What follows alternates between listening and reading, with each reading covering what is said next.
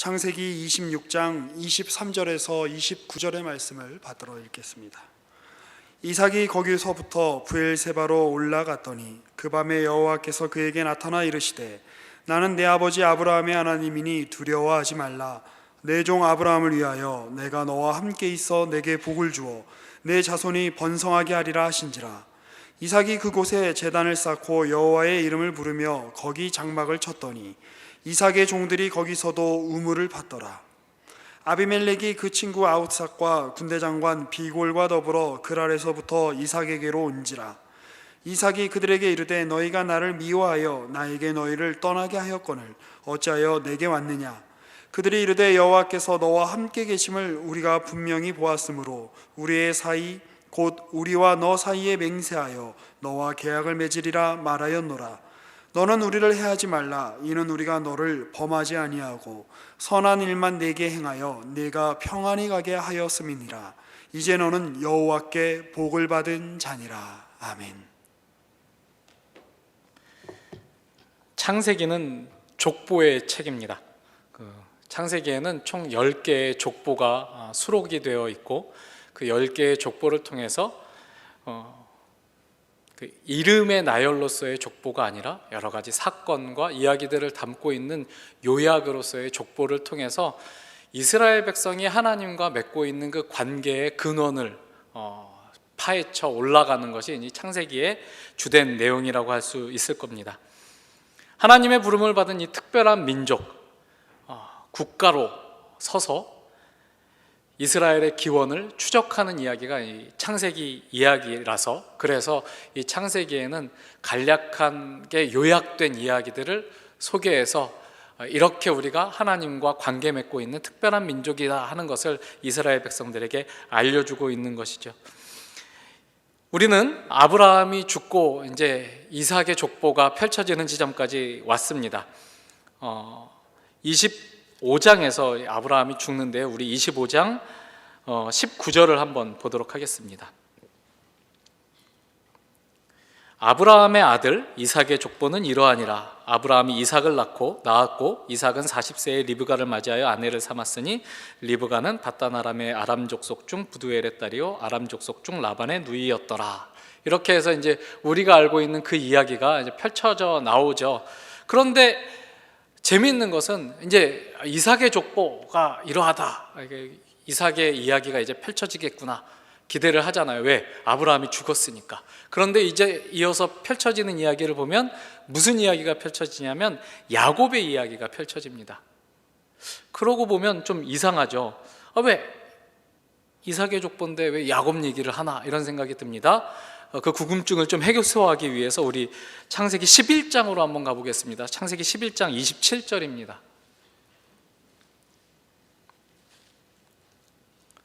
창세기 11장 27절에는 이렇게 시작이 됩니다. 데라의 족보는 이러하니라. 데라는 아브람과 나홀과 하란을 낳고 하란은 롯을 낳았으며 하란은 그 아비 데라보다 먼저 고향 갈대아인의 우르에서 죽었더라.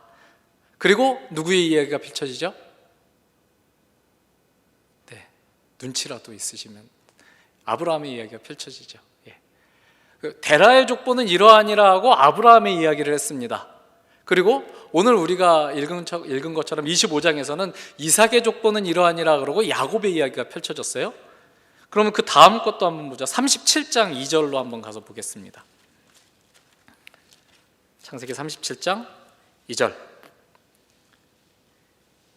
이건 조금 더 노골적이에요. 야곱의 족보는 이러하니라. 요셉이 17세의 소년으로서 그의 형들과 함께 양을 칠 때 그의 아버지의 아내들 빌하와 실바의 아들들과 더불어 함께 있었더니 그가 그들의 잘못을 아버지에게 말하더라. 요셉은 노년에 얻은 아들이므로 이스라엘이 여러 아들들보다 그를 더 사랑하였으므로 그를 위하여 채색 옷을 지었더니 그의 형들이 아버지가 형들보다 그를 더 사랑함을 보고 그를 미워하여 그에게 편안하게 말할 수 없었더라. 야곱의 족보는 이러하니라 그러놓고 야곱은 바로 없어지고 요셉 이야기로 넘어가죠. 요셉이 17세의 소년으로서 그의 형들과 함께 있을 때 그가 꿈꾼 이야기, 그 꿈으로 말미암아 팔려간 이야기가 이렇게 펼쳐집니다. 그러니까 데라의 족보를 소개하면서 아브라함의 이야기를 했고, 이삭의 족보를 소개하면서 야곱의 이야기를 했고, 야곱의 족보를 소개하면서 야곱의 아들들인 요셉과 그 형제들의 이야기가 펼쳐집니다. 그러면 누가 빠졌죠? 이삭이 빠졌죠. 아브라함의 족보는 어디 갔단 말입니까? 데라의 족보는 이러하니라 아브라함 했으면 아브라함의 족보는 이러하니라고 이삭을 해야 되고, 이삭의 족보는 이러하니라고 야곱을 했고, 야곱의 족보는 이러하니라 해서 야곱의 아들들의 이야기를 했으니까 이삭은 쏙 빠져 있는 거죠. 실제로 이삭의 이야기는 창세기 족보에서 빠져 있습니다. 이삭이 주인공으로 등장하는 이야기는 사실상 없다고 봐야 합니다. 그런데 유일하게 주인공으로 등장하는 이야기가 딱 한도 막 한 꼭지 나오는데, 그게 오늘 우리가 읽은 본문이 있는 창세기 26장 이야기입니다. 그래서 오늘은 이 창세기 26장의 이야기를 할 건데, 창세기 26장의 이야기뿐 아니라 그 앞에 25장 말미와 27장을 아우르는 이야기로 한번 우리가 이 말씀들을 살펴볼 필요가 있겠다, 그런 생각을 하고 염두에 두고 이 말씀으로 한번 들어가 보겠습니다. 여러분 혹시 창세기 26장을 읽어보셨나요? 제가 설교를 이제 26장을 하는데 읽어봤냐 이러면 안 되는 말이긴 하지만, 그래도 우리는 성경을 열심히 읽고 그 수학의 정석을 풀 때 너무 옛날 이야기 같은데, 우리가 집합은 아주 빠삭하잖아요. 그런 것처럼 이렇게 성경을 읽을 우리가 그 결심을 자주 하고, 그 자주 한 결심 속에서 우리가 가장 많이 본 책 중에 하나가 창세기일 테니까, 창세기랑 마태복음 이거 제일 많이 봤을 거 아니에요. 그러니까 이 창세기의 이야기에는 익숙하다 이런 느낌을 가질 수 있겠죠. 그런데 여러분들 이렇게 내가 성경을 읽겠다 이러고 열심히 읽으면 막 처음에는 막 10장 11장씩 막 읽잖아요. 근데 사실 집중력이 그렇게 막 연구하는 사람처럼, 그렇게 우리가 뭐 학교에서 또는 회사에서 과제나 업무가 내려왔을 때처럼 집중력을 발휘하면서 읽지 않고, 빨리 내가 성경을 한번 다 읽어야 한다는 이 압박감에 막 쑥쑥 넘어가면서 읽어서 26장에 딱 이르면 이런 기분을 느끼게 됩니다. 이거 뭐지? 다 읽었었는데 이거? 이런 느낌을 갖게 돼요. 뭔가 묘한, 어딘지 모르게 이상한 기시감 같은 것들이 들어요. 데자뷰, 영어로 하면 불어구냐, 데자뷰가 딱 나와요. 이거 읽었던 것 같은데 하는 생각이 듭니다. 어디서 읽었느냐 하는 내용들을 우리가 좀 살펴보면, 26장 이야기를 먼저 한번 전체적으로 좀 살펴보면 이거 어디서 봤다 하는 느낌이 여러분들도 좀 드시리라 생각이 돼요. 먼저 26장에는 이렇게 시작을 하고 있습니다. 26장 1절 보시면, 아브라함 때 첫 흉년이 들었더니 그 땅에 또 흉년이 들매 이삭이 그랄로 가서 블레셋 왕 아비멜렉에게 이르렀다, 이렇게 나옵니다. 흉년이 들고 이삭이 이주를 합니다. 이 얘기 어디서 본 것 같죠? 창세기 12장에서 본 것 같죠? 그런데 그가 어디로 가냐면 블레셋으로 가서 그랄이라는 데 가서 아비멜렉을 만납니다. 이건 또 어디서 본 것 같죠? 창세기 22장에 나옵니다. 21장. 22장은 그 유명한 이삭 바치는 사건이고, 그 전에 그 21장에서 아비멜렉과 아브라함이 언약을 맺은 이야기가 나오는데 굉장히 흡사해요. 거기에서 또 무슨 얘기가 나오냐면 26장에 보면 하나님이 나타나셔서 이삭에게 그 약속을 주시는 장면이 나와요. 이건 뭐 아브라함 이야기에서 번번이 나왔던 대목이죠. 그리고 2절부터 쭉 5절까지 아브라함에게 이삭에게 하나님이 나타나셔서 약속을 주시며 순종을 요구하시는 그런 대목들이 나옵니다. 그리고 나면 그랄에 거주하면서 이삭이 자기 아내 리브가를 이 사람은 제 누이입니다, 여동생이에요, 이렇게 소개하는 장면이 나오죠. 이것도 굉장히 많이 본 장면이죠. 아브라함이 이미 다 했었던 일, 창세기 12장과 21장에서 또 애굽에서도 한 번 했고 그랄에서도 한 번 했었던 그 일, 이삭이 또 똑같이 반복하는 것을 보게 됩니다. 그리고 보호를 받고, 그리고 이제 우물을 파는 이야기가 나오죠. 아브라함이 팠던 우물을 이삭이 또 팠다라는 이야기들이 26장에서 이제 계속 나오는 것을 보게 돼요. 우리 26장 15절을 한번 볼까요? 15절. 그 아버지 아브라함 때에 그 아버지의 종들이 판 모든 우물을 막고 흙으로 메웠더라. 이제 이삭이 막 잘 되니까 그랄 사람들, 블레셋 사람들이 시기해서 그 아버지가 팠던 우물들, 그래서 이삭이 소유하고 있었던 우물들을 다 메꿔버려요. 그래가지고 이삭을 곤란하게 만든 다음에 이삭을 쫓아내죠.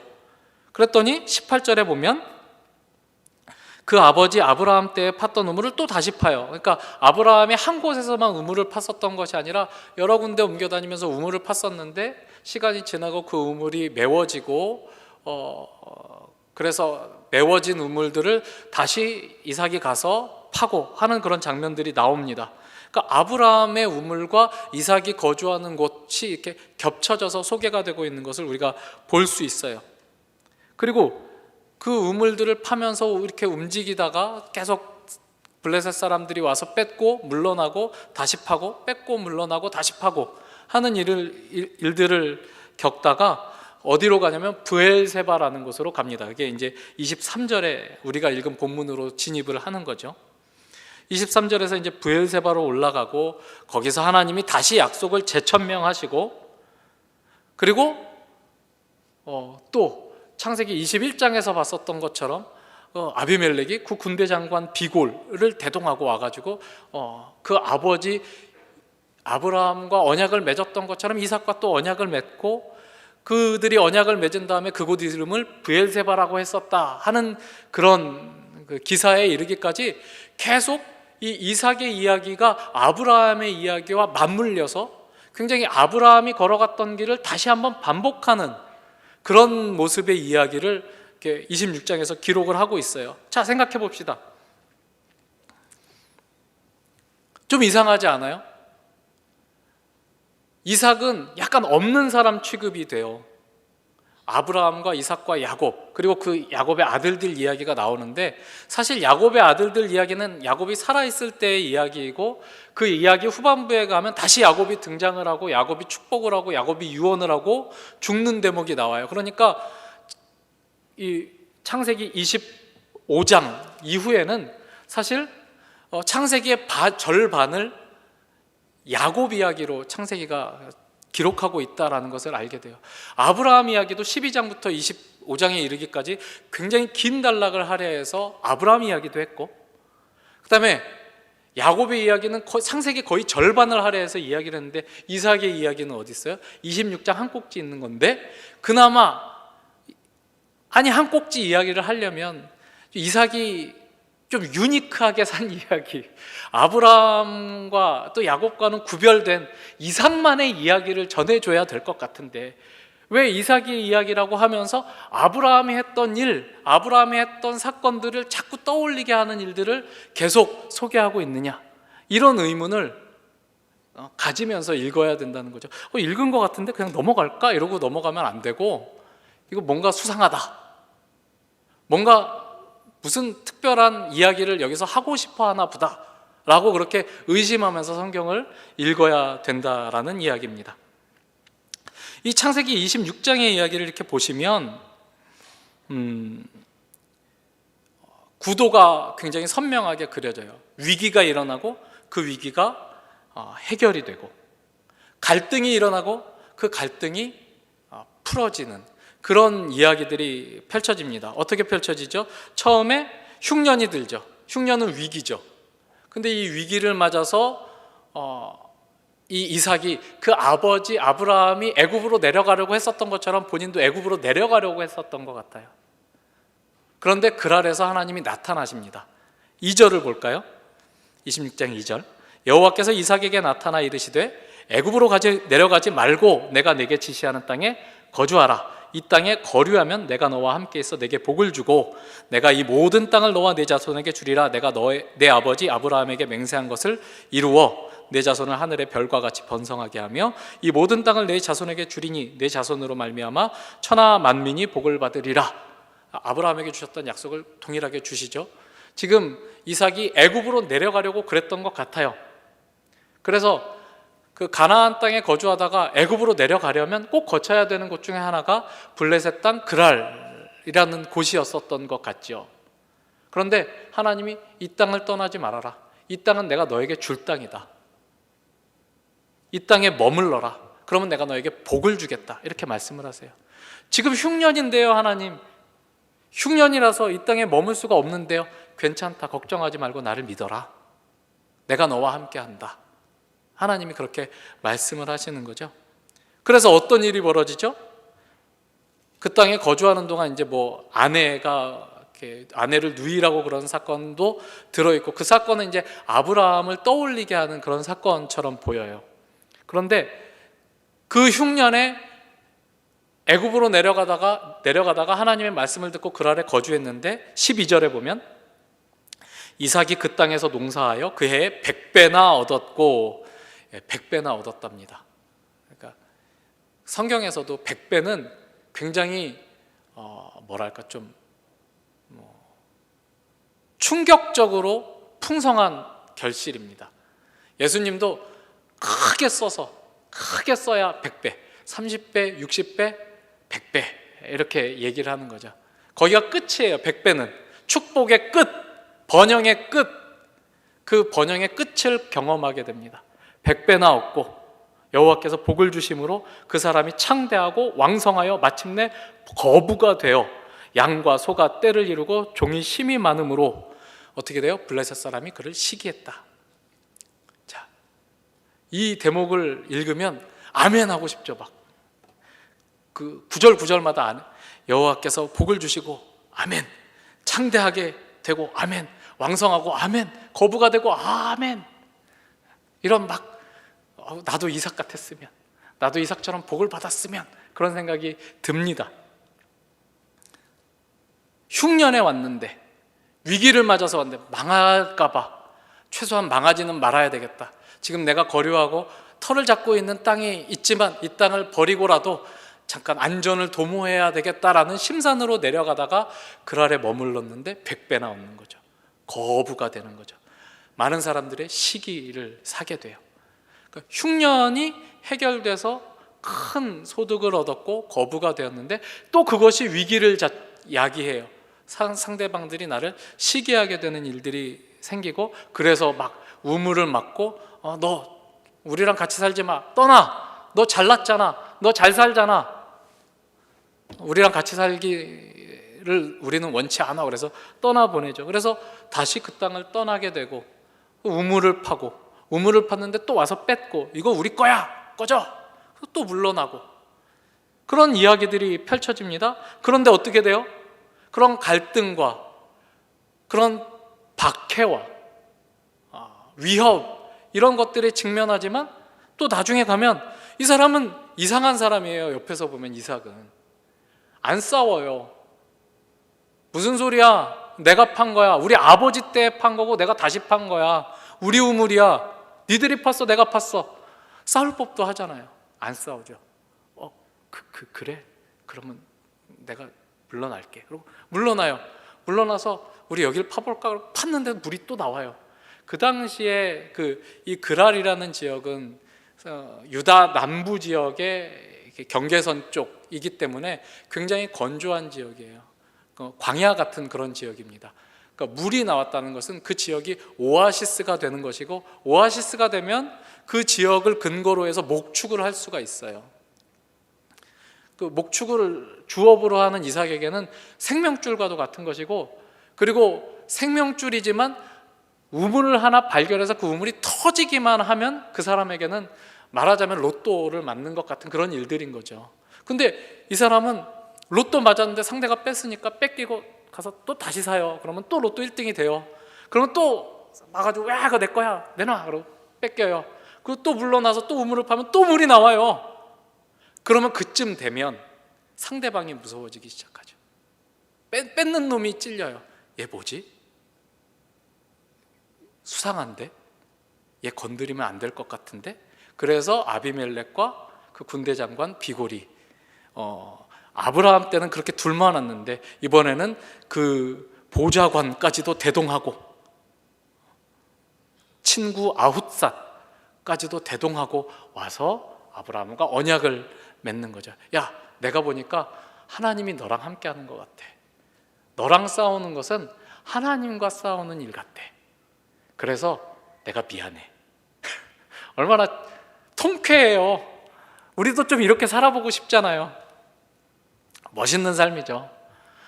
손 하나 까딱하지 않았는데 가는 데마다 잘 되고, 그래서 갔더니 사람들이 알아서 기고 와가지고 잘 봐달라고 그러고, 우리 서로 잘 지내자 그러고, 멋있죠. 이런 삶을 꿈꾸는 거죠. 그러나 이런 이야기들을 보면 역시 아브라함의 그림자를 이렇게 떨쳐낼 수가 없는 거죠. 이삭은 자기의 삶을 살았는가? 자기의 인생에 어떤 특별한 부분이 있었는가 하면 그런 부분이 굳이 없는 것처럼 보여요. 이게 첫 번째 의문이에요. 이 지점을 대할 때, 26장을 대할 때. 왜 이삭의 이야기를 딱 한 장 할애해서 소개하면서 아브라함이 자꾸 떠오르는 이야기를 하는가? 그리고 두 번째 질문은 이겁니다. 이 26장의 사건은 시간적으로 25장의 사건의 뒤에 쓰여져 있지만 25장, 그러니까 리브가가 쌍둥이를 임신하고 나서 그들이 장성해서 팥죽을 가지고 막 거래를 하면서 장자권을 사내 마내, 야 너 가져라 임마, 그거나 내놔 하는 그 이야기가 이제 25장 27절부터 마지막 절까지 기록이 되어 있는데, 이 사건 다음에 기록되어 있으니까 우리는 당연히 이 그랄로 내려간, 이삭이 내려간 사건이 그 야곱과 에서를 대동하고 내려간 사건일 거라고 생각하게 되지만, 사실 생각해 보면 그렇습니다. 지금 이삭이 자기 아내를 누이라고 그러는 이유가 뭐죠? 자기 아내가 너무 아리따워서 이 사람을 아내라고 하면 자기를 죽이고 아내를 취할까 봐 걱정해서 이 사람은 내 누이입니다 이렇게 얘기를 하는데, 쌍둥이가 있어요. 엄마, 아빠, 나 왔어 막 이렇게 하고 막 야 싸우지 마라 그러고 하면 속일 수가 있어요, 없어요? 없죠. 속일 수가 없어요. 그러니까 이 사건은 사실 야곱과 에서가 출생하기 전 사건이라고 봐야 되는 거죠. 그러니까 시간으로 맞지 않는데 굳이 이 사건을 여기 26장에 딱 알박기 한 이유가 뭐냐 이거죠. 그러고 보시면 뭔가 좀 이상해서 보시면 25장 마지막 부분 27절에서 34절까지가 그 야곱이 팥죽을 써서, 팥죽이라고 하면 이제 조금 너무 구체적이라서 그런데 붉은 죽을 써서 에서의 장자권을 산 이야기가 나오죠. 에서가 자기 장자의 명분을 그 죽 한 그릇에 넘기고 그렇게 이제 경홀히 여기는 이야기가 나와요. 그리고 26장을 건너뛰어서 27장으로 가면 이야기가 너무 매끄럽게 연결돼요. 장자권을 샀으니까, 그리고 시간이 흘러서 이삭이 눈이 멀어 내가 떠날 때가 됐구나. 사실 이때부터 야곱이 다시 돌아올 때까지도 이삭이 살아있거든요. 그러니까 꽤 오래 살아있음에도 불구하고 이삭이 이때쯤 약간 어떤 신체적으로 굉장히 무너지는 경험을 하지 않았을까 생각이 돼요. 제가 만 40이 됐을 때 신체가 약간 이렇게 무너지는 것 같은 경험을 하면서 큰일 났다, 나 병든 거 아니야? 그래서 처음으로 제가 종합검진서가 나오면 안 가요. 안 가고 막 벌금 낸다고 막 12월 되면 막 그때 가면 사람들 막 그때 온 사람들 많고 오래 기다려서 검진하고 이러는데, 제가 그때는 너무 놀래가지고 2월인가 1월 말인가 제가 나오자마자 검사 받으러 갔어요. 위내시경 해야 되는데 하는 김에 대장 내시경도 하자 그러고 대장 내시경도 했어요. 이상 없다고? 대장 아주 깨끗하시다고. 다음 내시경은 한 5년 뒤에 받으셔도 되겠다고 그러더라고요. 그래서 내가 약간 예민했구나 라고 생각을 했는데, 아마 이삭도 그랬었던 것 같아요. 죽을 때가 됐구나.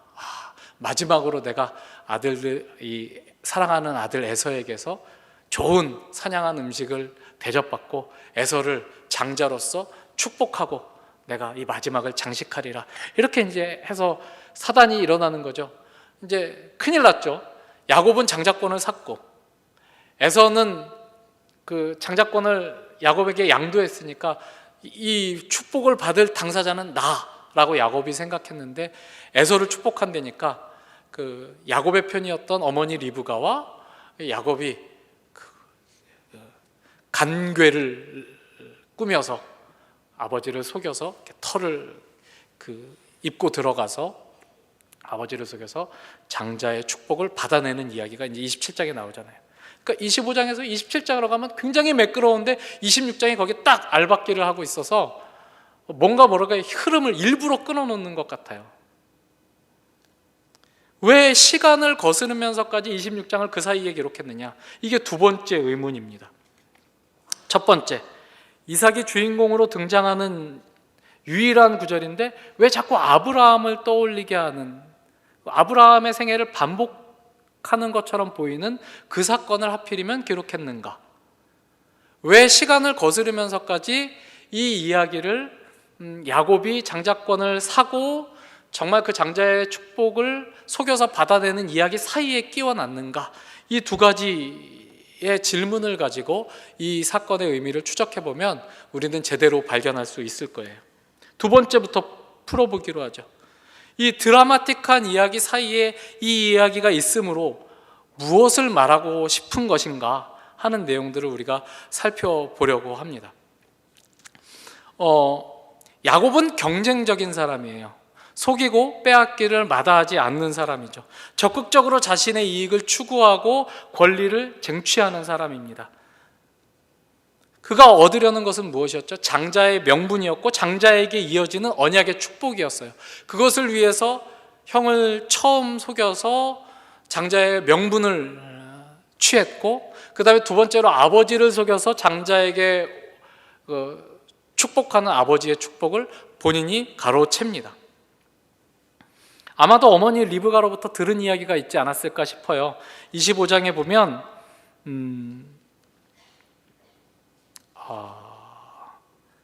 28절에 이삭은 에서가 사냥한 고기를 좋아하므로 그를 사랑하고 리브가는 야곱을 사랑했다라고 되어 있습니다. 그러니까 편애를 한 거죠. 그 집안에서는 이삭은 에서 편, 리브가는 야곱 편, 이렇게 편을 드는 거죠. 그의 어머니 리브가가 자기가 받았던 신탁, 큰 자가 작은 자를 섬기게 될 것이라는 그 신탁을 야곱에게 말해주지 않았을까 싶습니다. 야곱은 자연스럽게 내가 형의 몫을 받을 자격이 있는 사람이다라고 내면화했을 거, 그 메시지를 내면화했을 거고요. 그러니까 이 복은 마땅히 내가 받아야 되는데 그냥 받을 수는 없고 장자의 명분을 먼저 산 다음에 그 장자의 명분을 내가 가졌으니 합당하게 그 장자의 축복을 가로채야 되겠다, 이렇게 생각을 했던 것이죠. 그러면 이 속고 속이는 25장 말미와 27장의 이야기에서 가장 주된 내용은 뭐냐면 야곱이 그 복을 받아내려고 굉장히 형도 속이고 아버지도 속이는데 그 언약의 복이라는 게 도대체 뭐냐 하는 거죠. 그것을 26장 이야기가 보여주고 있다, 이렇게 우리가 발견할 수 있게 되는 것입니다. 26장에서 야곱은 아버지를 속이고 형을 속이고 갈등이 일어나는 것을 마다하지 않고서라도 그 복을 받아내고자 돌진하는 사람인데, 그럼 그 복의 실체가 뭐냐 하는 것이 26장에 나와 있다라는 거죠. 이것이 두 번째 질문의 답이면서 동시에 첫 번째 질문에 대한 답이기도 합니다. 이삭은 아브라함에게 주신 하나님의 언약을 이어받고 그의 수반되는 복을 누리는 사람으로서 26장에 등장을 합니다. 26장에서 이삭의 이야기를 해서 이삭만의 유니크한 삶을 보여주고자 하는 것에 이 화자의 목적이 있는 것이 아니라 그의 삶에서 유의미한 한 꼭지를 통해서 하나님께서 이 아브라함 가족에게 허락하신 그 언약의 복의 실체가 뭐냐 하는 것을 보여주기 위해서 이 26장 사건을 기록하고 있는 거죠. 이삭은 아브라함 가문의 적자로서, 언약의 담지자로서 복을 누리면서 살아가는데 그가 누리고 있는 복은 어떤 복이냐 하는 것이 26장에 나와 있습니다. 생각해 보면 그렇죠. 여러분, 하나님이 여러분들에게 복을 주십니다. 여러분은 복을 받은 존재입니다 하면 어떤 그림이 그려지십니까? 갈등이 없고 고난이 없고 걱정이 없고 근심이 없는 그런 안락한 삶을 다 떠올리게 되죠. 그러나 이 복을 받은 사람으로서 이삭의 삶을 보면 26장에서 소개가 되는 바대로 그런 것들이 없는 삶이 복된 삶이 아니다라고 해요. 복을 받은 사람임에도 불구하고 흉년을 만납니다. 갈등을 겪습니다. 이웃들이 이유 없이 시기하고 질투합니다. 잘 되면 잘 된다고 쫓아내고 미워합니다. 그런 우리가 기대하는 아무런 걱정이 없는 삶이 펼쳐지는 것이 아니라 우리와 방불한 어떤 갈등과 고난과 이웃과의 불편함들을 상존하는 그런 삶으로 부름을 받는데 그 갈등과 고난이 없는 삶이 복이 아니라 그 속에서 복의 실체가 무엇인지 드러나는 것이죠. 그 갈등 속에서, 그 고난 속에서 고난이 그를 망하게 하지 못하는 것으로, 갈등이 그를 망하게 하지 못하는 것으로 드러나요. 그래서 복의 실체가 오히려 놀랍게도 이삭과 갈등을 겪었던 당사자의 입을 통해서 드러나게 됩니다. 우리가 읽었던 본문 27절부터 29절까지의 말씀을 한번 보도록 하겠습니다. 아비멜렉이 찾아와가지고 언약을 맺자 그러니까 이삭이 그에게 이제 말하는 거죠. 이삭이 그들에게 이르되 너희가 나를 미워하여 나에게 너희를 떠나게 하였거늘 어찌하여 내게 왔느냐? 그들이 이르되 여호와께서 너와 함께 계심을 우리가 분명히 보았으므로 우리의 사이 곧 우리와 너 사이에 맹세하여 너와 계약을 맺으리라 말하였노라. 너는 우리를 해하지 말라. 이는 우리가 너를 범하지 아니하고 선한 일만 내게 행하여 내가 평안히 가게 하였음이니라. 이제 너는 여호와께 복을 받은 자니라. 그 복의 실체가 뭐냐? 하나님이 함께 계시다는 것이죠. 갈등이 없고 고난이 없는 게 복이 아니라 하나님이 너와 함께 계셔서 그 갈등, 그 고난이 너에게 악영향을 끼치지 않더라. 우리가 그걸 봤다. 네가 어디를 가나 하나님이 너와 함께 하는 걸 우리가 보았다. 너의 복은 그거다 라고 이웃들이 얘기한다라는 거죠. 야곱은 이 복을 받으려고 합니다. 하나님이 함께 하시는 복. 근데 야곱은 그것의 의미를 몰라요. 그냥 야곱은 복이니까 우리가 생각하는 것처럼 잘 사는 것, 영향력이 커지는 것, 남들의 인정을 받는 것, 걱정이 조금 덜한 것, 이런 것이 복이라고 생각하고 그 복을 받아내기 위해서 장자의 권리도 속여 샀고 장자의 축복도 속여 가로챘던 것이라고 보이죠. 그 이후의 삶을 통해서 우리가 볼 수 있으니까요. 그런데 그가 그토록 원했었던 그 복의 실체가 뭐냐? 그가 알지도 못하면서 그 추구했던 복의 실체가 뭐냐? 하나님이 함께 하신다는 것이다 를 26장의 말씀을 통해서 강조하고 있는 것이 26장이 거기 기록된 의미입니다. 야곱 이야기에 판이 깔리는 것이죠. 야곱이 추구하는 복은 그런 것인데 그 복이 무엇인지를 모르고 엄한 것을 쫓아 열심히 달려가는 야곱의 생애를 우리가 그 다음에 보게 되는 것입니다. 이렇게 대조가 딱 돼요. 이삭은 야곱이 그렇게 원했던 그것을 싸우지 않고도 얻어냅니다. 피하고 도망가고 물러서고 저 사람은 곤조도 없는 사람인가? 곤조가 아니라 뭐죠? 배알도 없는 사람인가? 배짱도 없는 사람인가? 근성이 없는 사람, 근성이 곤조죠. 근성도 없는 사람인가? 이런 의문을 불러일으키는데 그렇게 물러나도 이 사람은 망하지 않는 거예요. 왜 망하지 않느냐? 하나님이 함께 하시니까. 하나님이 함께 하시니까. 하나님, 내가 너와 함께한다. 그걸로 너는 충분하다. 하나님이 그렇게 말씀하시는데 야곱은 눈에 보이는 것으로 자기 손에 잡혀야 되는 사람이라서 그 약속이 주어졌음에도 불구하고 자기가 자기 손에 확보하려고 애를 쓰는 사람으로 그 다음에 우리 그려지고 있어요. 우리가 야곱의 이야기를 이 판에서 볼 필요가 있는 것이죠. 복이란 싸워서 얻는 어떤 자원이거나 보상이 아니라는 것입니다. 복은 하나님의 함께 하심이다. 이것이 성경 이야기에서 물러서지 않고 성경이 우리에게 계속 이야기하고 있는 중심 주제입니다. 그래서 뭘 얘기해요? 임마누엘, 하나님이 너와 함께 하신다. 에덴 동산, 하나님이 함께 하시는 곳. 에덴에서의 추방, 하나님의 함께 하심에서의 추방, 하나님의 부재 상황, 그 속에서 인간이 겪는 결핍, 고난. 그러나 그 고난의 자리에 하나님이 다시 따라 들어오셔서 내가 너와 함께 하마 하는 것이 아브라함에게 주신 약속이었고, 그 약속이 의도하고 있는 복의 내용이었다라는 것이죠. 그것이 실체라는 것이죠. 우리는 이 26장과 25장, 27장의 이 이야기들을 속에서 이런 성급한 결론을 내릴 수 있습니다.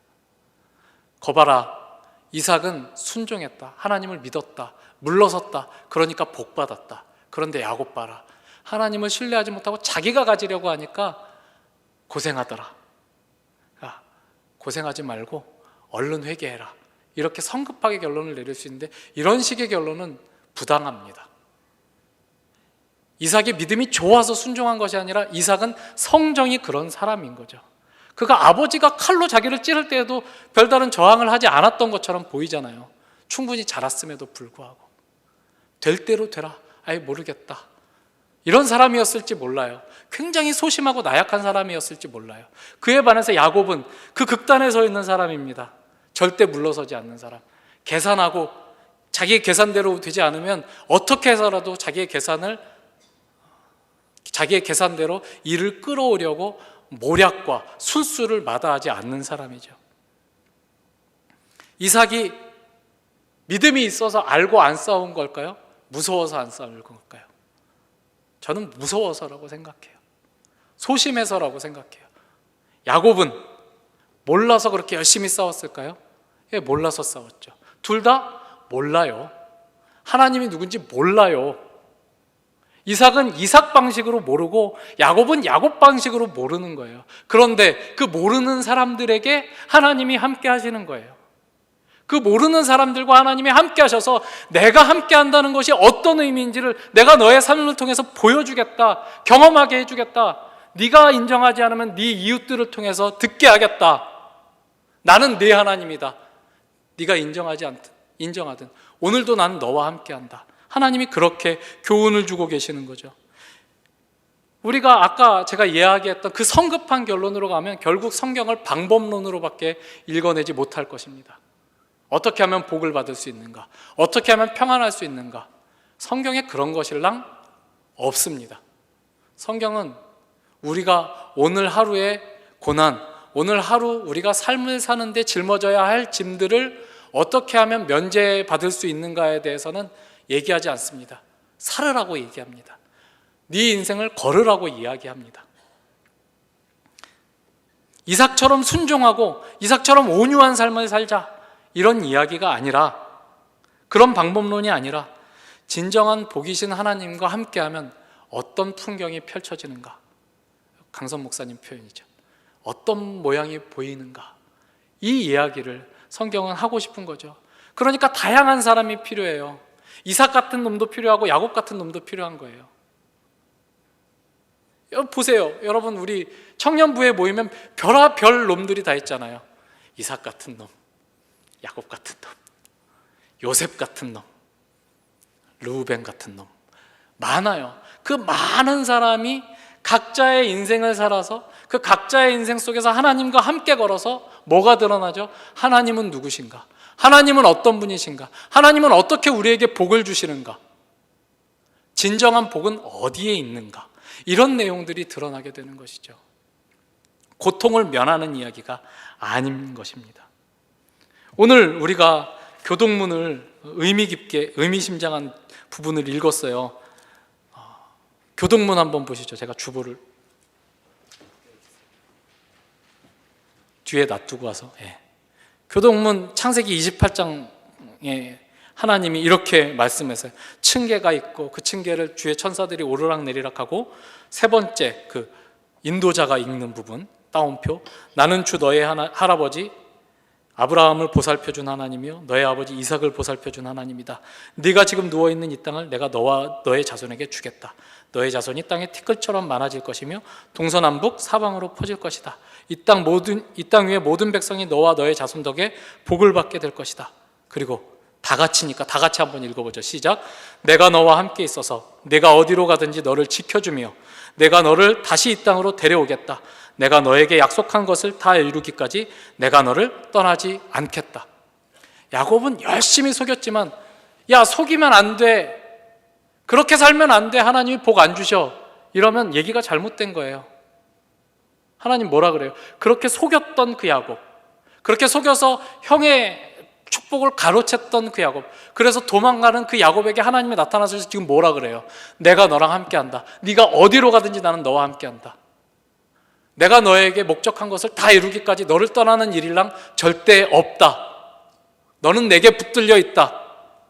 그게 복이라 그랬잖아요. 그게 복이라 그랬잖아요. 우리는 무엇을 바라보고 신앙생활을 하고 있는 거죠? 어디를 바라보면서 우리의 길을 걸어가고 있는 거죠? 내가 신앙생활을 하니까, 나는 하나님을 아니까 그래도 조금 편하게 살았으면 좋겠어요. 고난이 없었으면 좋겠어요. 경쟁이 없었으면 좋겠어요. 하나님 좀 잘 됐으면 좋겠어요. 예, 잘 됐으면 좋겠습니다. 되도록 여러분이 야곱이 아니라 이삭이었으면 좋겠습니다. 그러나 하나님 되심은, 하나님이 주시는 복의 실체는 이삭의 삶에서보다 야곱의 삶을 통해서 훨씬 더 풍성하고 훨씬 더 구체적으로 드러나는 것을 우리는 앞으로의 창세기 이야기를 통해서 보게 될 것입니다. 여러분이 어디로 가든지 여러분은 이미 하나님의 백성입니다. 여러분이 어디로 가든지 하나님이 여러분과 함께 하신다고 야곱에게 약속하셨지 여러분에게 약속합니다. 로마서 5장 8절은 뭐라 그래요? 우리가 아직 죄인이었을 때 하나님께서 우리를 사랑하심으로, 그리스도께서 우리를 위하여 십자가에 못 박히심으로 우리에게 대한 당신의 사랑을 이미 확증하셨다. 그러니 하나님이 나를 사랑하시나 사랑하시지 않나, 하나님이 내 편인가 아닌가, 그런 생각일랑 하지 말아라 라고 이야기하잖아요. 하나님이 함께 하심으로 우리는 어느 자리에서도 복을 받은 존재로 설 수 있게 되는 것입니다. 그것이 성경이 우리에게 밝혀주고 있는 바예요. 너희의 삶의 무대가 이미 하나님의 은혜라는 그 판 위에서 펼쳐지고 있다.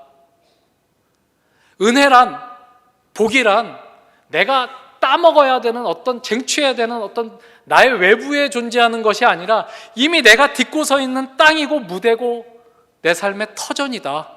그렇게 하나님이 이 이야기를 통해서 우리에게 도전하고 계시는 것입니다.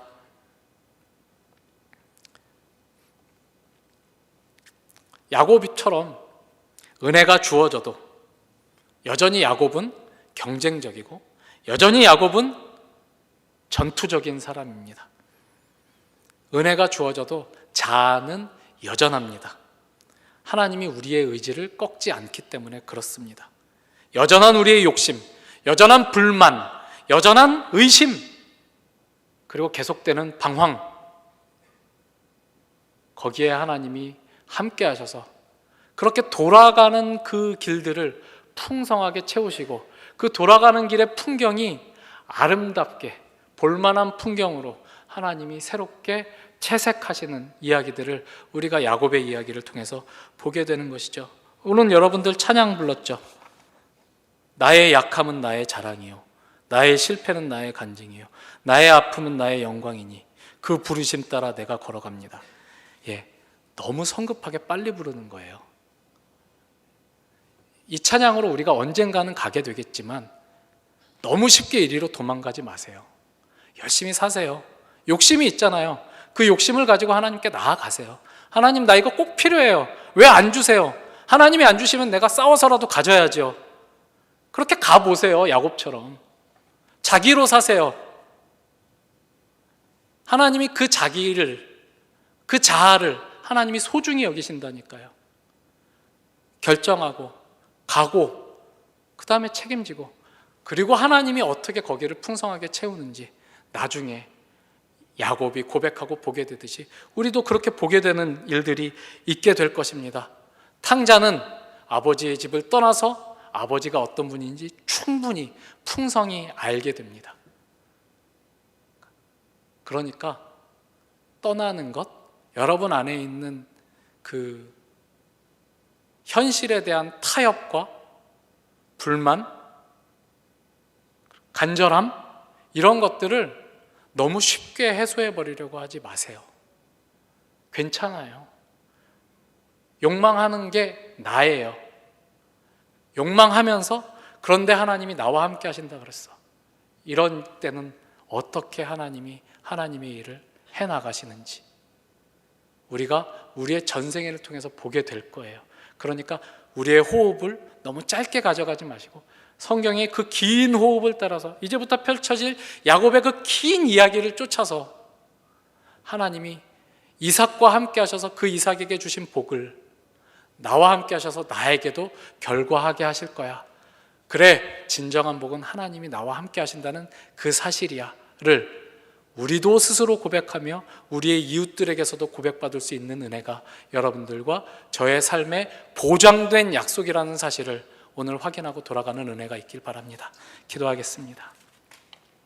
하나님 아버지, 감사합니다. 오늘도 우리에게 내가 너와 함께한다, 네가 어디를 가든지 내가 너와 함께하며 내가 너에게 목적한 것을 다 이루겠다라고 약속하시는 하나님의 음성을 우리가 듣습니다. 그 복의 실체가 우리가 기대한 것과는 좀 달라서 우리의 삶이 고될지라도, 내가 충분히 잘 몰라서 조금 헤맬지라도 그 모든 헤매는 걸음, 망설인 걸음, 거기에도 하나님이 우리의 삶 속에 함께 하셔서 복되게 채우실 것을 우리가 이제 믿게 됩니다. 하나님, 그 믿음 가지고 살아가게 하여 주시옵소서. 하나님이 우리에게 허락하신 인생을 소중히 여기며 귀하게 여기며 나로 살아가며 나를 통해서 드러나는 하나님의 모습, 하나님의 함께하심의 증언을 내가 할 수 있게 하여 주시고 우리의 이웃들에게도 주시옵소서. 예수님 이름으로 기도합니다. 아멘.